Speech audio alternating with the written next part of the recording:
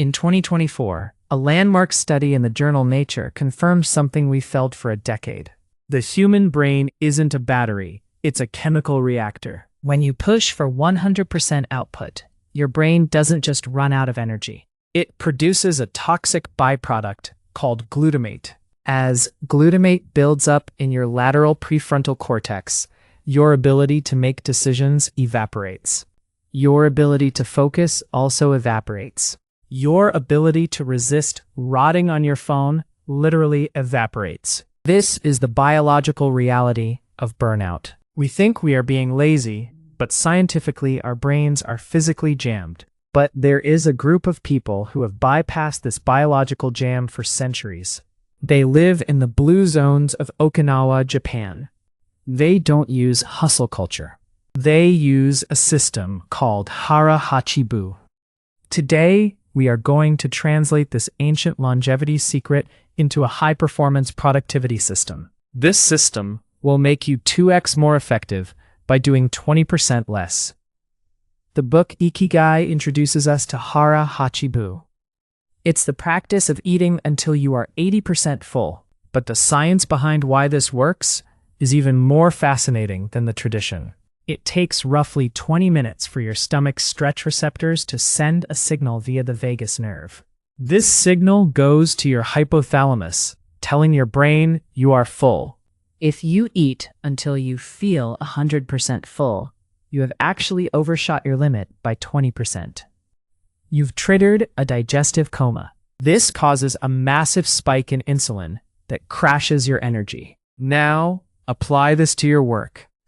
If you work until you feel exhausted, you have already triggered the glutamate buildup we talked about. You've already overshot your biological limit. The 80% rule is about stopping before the signal of exhaustion hits. In modern neurobiology, this is known as the cognitive threshold. Once you cross it, your brain enters a protective state of inhibitory control. This makes it nearly impossible to solve complex problems. You start staring at your screen, reading the same sentence over and over. That's not a lack of willpower. That's your brain physically preventing further damage.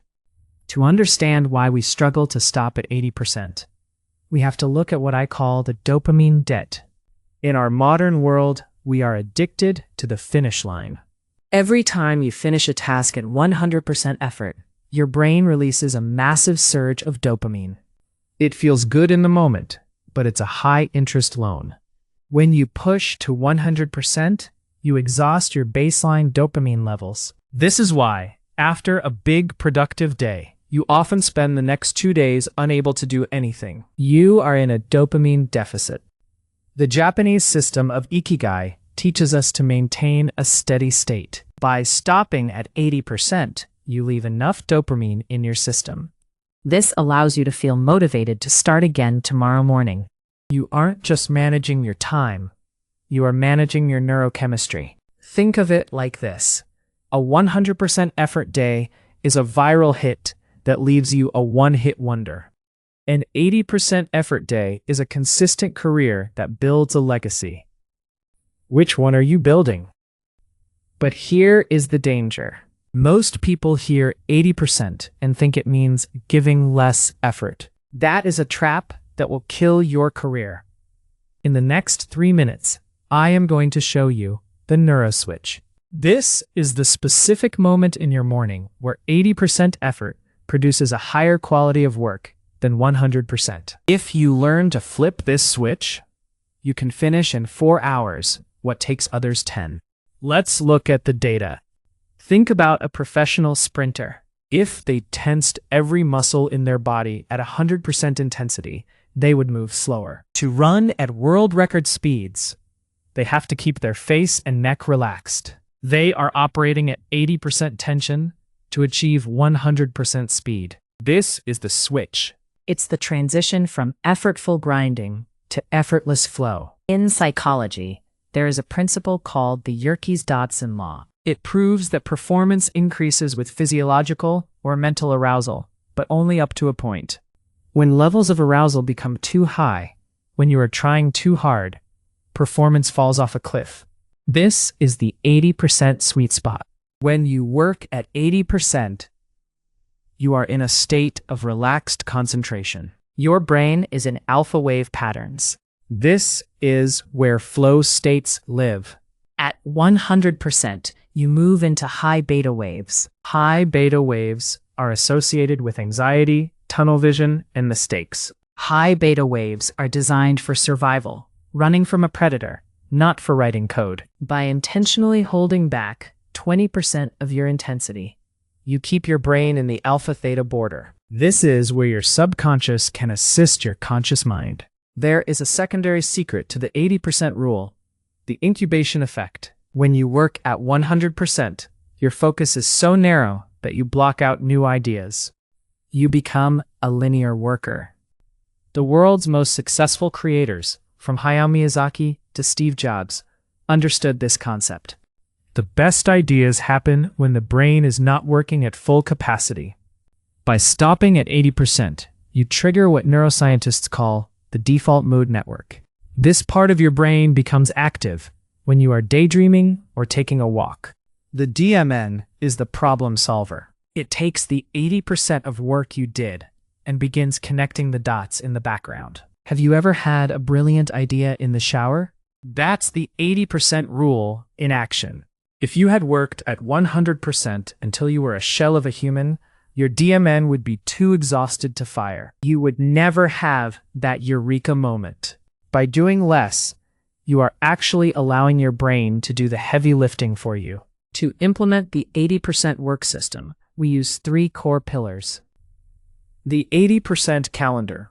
If you have 8 hours of work, only schedule 6 hours of tasks. The remaining 2 hours are for system maintenance. This includes thinking, organizing, and breathing. This 20% buffer isn't empty time.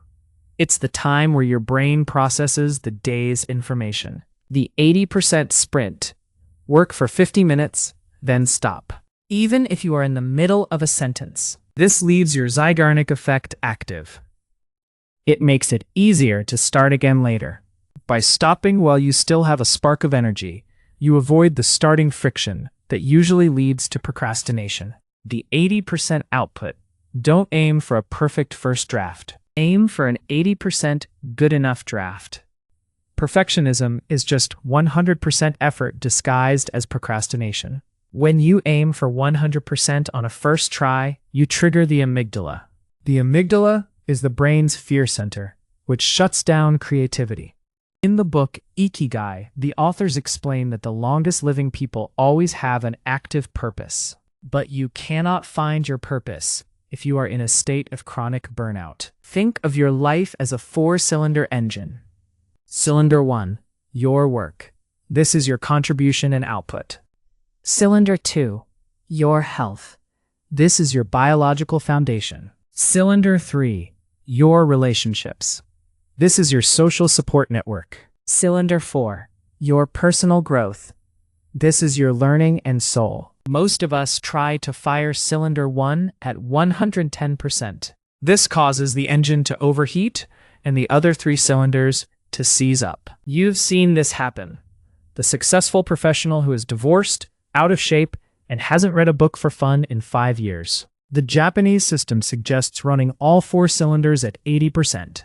This creates a harmonic resonance. You are productive, but you are also healthy, loved, and growing. This is the definition of Ikigai. When all 4 areas are functioning at 80%, they feed into each other. This creates a positive feedback loop that makes 80% feel more powerful than a broken 100%. So, how do you actually structure a day around the 80% rule without falling behind? It requires a shift from time management to energy management. In Okinawa, they practice something called Naito-mimi. This is the art of listening to the internal rhythm. Your body goes through ultradian rhythms every 90 to 120 minutes. Most people try to push through the trough of these rhythms with caffeine and willpower. That is a 100% effort mistake. The 80% expert does the opposite. When they hit that 90-minute mark and feel their focus dipping, they stop. They take 10 minutes to stare at a tree, stretch, or drink water. This micro reset flushes a small amount of that toxic glutamate out of the prefrontal cortex. Over the course of a day, these 10-minute breaks mean you end your day with a brain that is still functional, rather than a brain that is fried. You finish your work at 5 p.m., and you actually have the energy to enjoy your life. That is the real Japanese system. The sunset rule.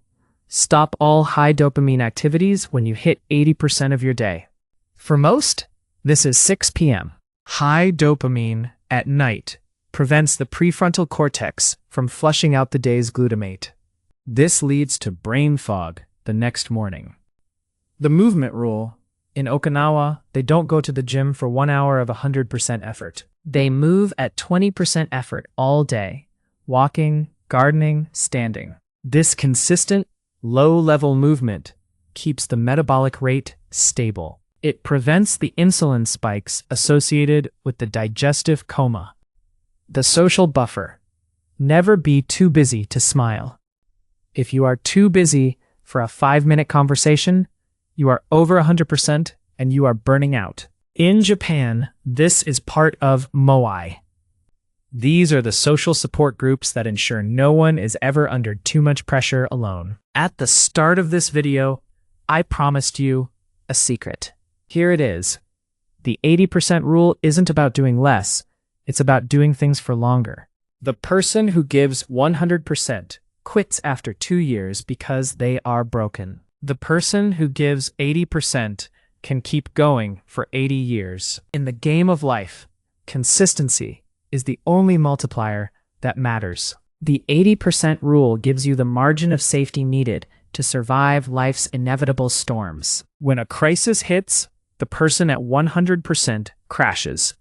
The person at 80% has a 20% reserve to handle the emergency without breaking. This is why the people of Okinawa reach 100 years of age with their minds and bodies intact. If you found your ikigai today, or if you're still searching, click here to watch my video on the Japanese system to fix your life. It's the perfect next step. Strive for 80%. Stay productive. I'll see you in the next one.